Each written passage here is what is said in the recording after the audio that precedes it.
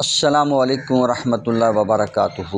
میرے دوستوں، آج 29 شوال المکرم 18 اپریل بروز ہفتہ ہم سماعت کریں گے قرب قیامت، فتنوں کی کثرت۔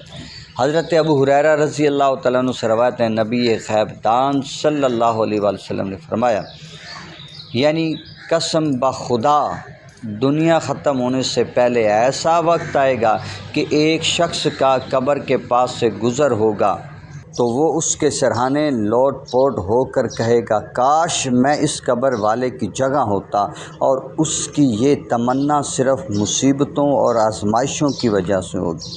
علماء کرام نے فتنوں سے بچنے کے متعدد طریقے بیان فرمائے، مثلاً اللہ تعالیٰ سے دعا، اس کی پناہ مانگنا، فتنوں کی جگہ اور فتنہ پروروں سے دور رہنا، سلف صالحین کے طریقوں پر کاربند رہنا۔ اللہ تعالیٰ عمل کی توفیق عطا فرمائے۔